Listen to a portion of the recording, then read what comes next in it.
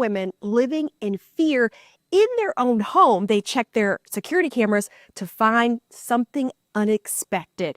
This is Behind the Investigation with Atlanta News First Investigates. I'm investigative reporter Sierra Cummings, and I've got our chief investigator, Brendan Keefe. How are you doing, Brendan? Good to be with you, Sierra. This story, I had the pleasure of watching it moments before this recording, and it's not often that I get to do that. So really my reaction is just so intense right now. As someone who is a renter and lives in an apartment, it's scary to watch this story. Set it up for us. Well, first, in your own home, you want to have a feeling of security. People who've been burglarized say they feel like they've been violated. But imagine if the accused burglar is actually the maintenance man, and what he allegedly stole wasn't a thing as much as it was their feeling of security. We saw our maintenance man drinking our alcohol, taking very big gulps of our alcohol. Consuming our alcohol straight from the handle, so taking it in straight to his mouth and dumping it into his mouth. And he was also seen passing out on our floor. That's right here. Right here, yep. This is in the middle of your apartment. Yep. With the door wide open in December. Roommates Andrea Papakostas and Alexis Nguyen watched the doorbell camera video that has these University of Georgia seniors afraid to sleep in their own beds. It started when Michael Perkins showed up early one evening to install a new water heater at the Riverbend Club Apartments. Video shows he went right for their liquor cart. The police report says the maintenance guy then drank a whole bottle of liquor and passed out on the living room floor. You see him passed out on the floor. You see him get up, punch his hands, punch his palms. You don't want to come back? I'll follow you. You see him punch the wall by our front door. Punching his hands together and saying, "Come back so I can follow you." You don't want to come back? I'll follow you. The video shows Perkins wandering around the apartment for a while before eventually closing the front door around 7:45 p.m. But he didn't leave right away. He rang the doorbell, but a hand repeatedly covers the camera. That wasn't the end. Perkins appears at the door again at 4 a.m. the next morning. What's the most disturbing thing to you on that video? Coming at 4 o'clock in the morning at a time where most people are sleeping, and him trying to enter our apartment. He's reaching for the doorknob, and he is seen twisting the doorknob without a key and without knowing that it's locked. The women were not home. They had just left for winter break. My mind goes to a whole bunch of scenarios of what could have happened if I was sleeping or my roommate was sleeping in our rooms.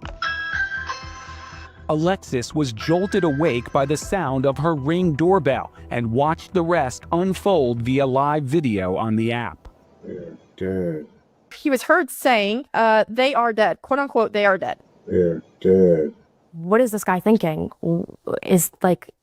Clearly, it has to be about us because you are outside of our apartment trying to enter at 4 o'clock, and then you are heard saying, "They are dead." Can I help you? It's 4:30 a.m.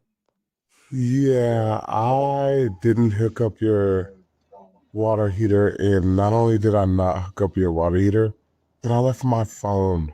Hurry up and go get it, please. It's way too early. I'm sorry. I'm so sorry. I'll be very quick. What are you doing? That led the roommates to check all the video. Yeah, he's covering. Once they saw recordings of him drinking and sprawled out on the floor hours earlier, they called police. Jail records show Perkins was arrested on charges of burglary and stalking. The women, no longer feeling safe in their apartment, asked the complex to move them. When you immediately notified them in December, they changed the locks, they fired him. Then you guys send a letter through an attorney at the end of December. It's now the middle of January, Correct. And you're still in this apartment. Yes, and the apartment change, the unit change was big on our request, at least the bare minimum. It's been 2 weeks since you sent a letter asking to be moved, Yes. and it's been a month since he was arrested. Yes. And you're still in this apartment. Correct. Yes. No action has been taken besides changing our locks. Riverbend Club Apartments and their attorney did not respond to multiple emails sent by Atlanta News First Investigates over a week. Records we obtained show the day after we recorded these interviews with the students, the complex offered to let them out of their lease and pay for the alcohol and moving expenses. Unfortunately, Riverbend Club does not have a unit available for them to relocate, the apartment's attorney told them. We were not able to reach Perkins in jail. I mean, my life is at stake. I feel like, who knows, after he makes bond, he might want to seek revenge that we put him in jail. My mind just wanders as to what could happen to me or my roommate. He knows where you live. Yes. Is that the biggest concern? Yes.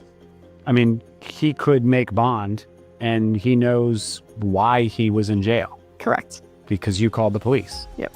Do you feel safe right now? I do not feel safe whatsoever. I've never felt more unsafe in my entire life.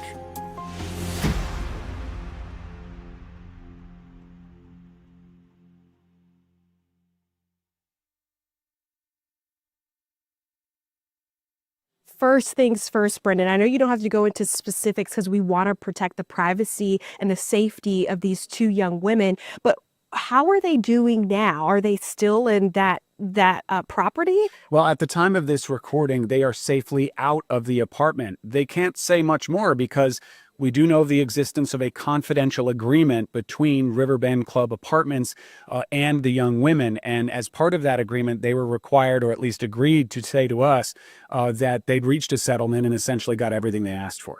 My next thought immediately after thinking about their safety, the case. Has he entered a plea? What do we know about the criminal charges against the suspect? Yeah, Michael Perkins was arrested almost immediately. The Riverbend Club Apartments did fire him. They terminated him immediately, according to internal emails we saw. And then also they changed the locks. That was back in December of 2025. When we interviewed these two young women was a month later in the middle of January. And for their safety, they asked us to hold the story until they were safely out of the apartment. They didn't want the story on until they were out of there. And then now that they've essentially reached some sort of agreement, they're not responding to our texts at all. And Riverbend Club Apartments has never responded to us. Right now, he is awaiting charges, actually. And this is the way it kind of works in most places, but particularly in Georgia. Very often, indictments or formal charging documents lag behind the arrest. He was arrested on those charges of stalking and burglary, and he was given $3,000 bond, which means he can post as little as $300.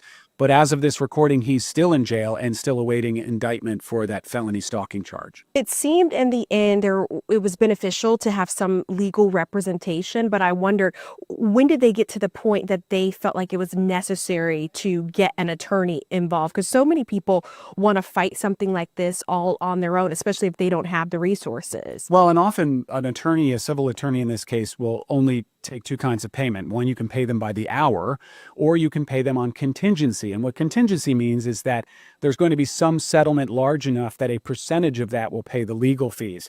The kind of settlement you would get in a case like this just simply isn't large enough for it to be worth an attorney to take it on contingency. Fortunately, one of the roommates, Alexis, her brother is a professional attorney. He's a corporate attorney and was able to represent them pro bono. And really, we know, even though we don't know what's in the confidential agreement because it is confidential and they didn't violate it by sharing anything with us, everything that we talked to them about was pre-agreement. That's important to point out.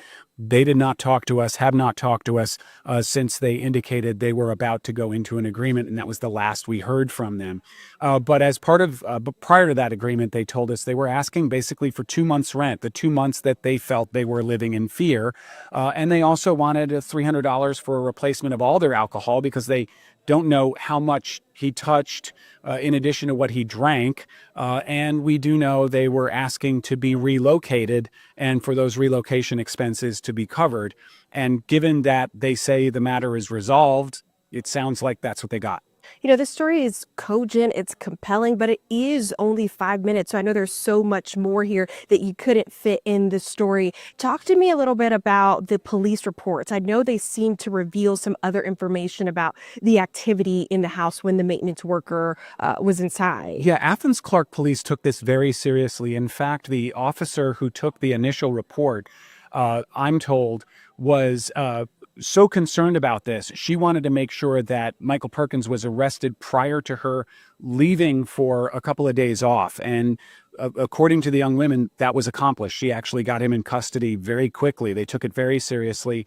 The report goes into great detail. There's one more thing in the report, in the police report, was that Alexis felt as though someone had gone through her underwear and swimsuit drawer, that it was disturbed. She couldn't in any way confirm that it was him, but she felt like it was, and that was enough to get her to go to an Athens Clark judge to ask for a temporary protective order. An emergency protective order was issued, and then later that same judge issued a 12-month protective order just for Alexis, because she's the only one who sought it, against Michael Perkins. Any advice to the folks at home that live in an apartment complex and they might be in a similar situation? Maybe it's not this extreme, but you're wondering what are your rights for maintenance to enter and what are considered reasonable hours for them to enter and even the notification for them to enter. Yeah, I mean, I have three pieces of advice: cameras, cameras, and cameras. Those are the three pieces of advice. In this case, these students were among the only people in this apartment complex with their own Ring camera installed. It was on the front door, not off to the side, and that turned out to be crucial because it was the only camera recording. But because the maintenance worker left the door open, he actually, inadvertently it appears, pointed the camera towards the inside of the apartment while he was inside drinking the alcohol and laying on the floor.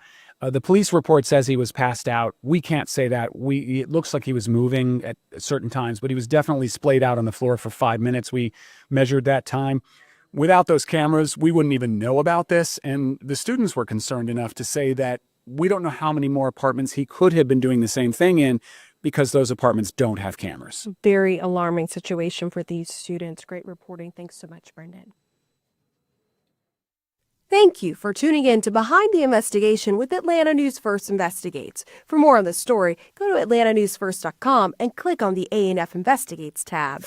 You can listen to more award-winning investigations wherever you get your podcast by searching Behind the Investigation with Atlanta News First. And tune in Sundays for an hour-long episode of Uncovered, where we highlight some of our biggest investigations that impact our communities.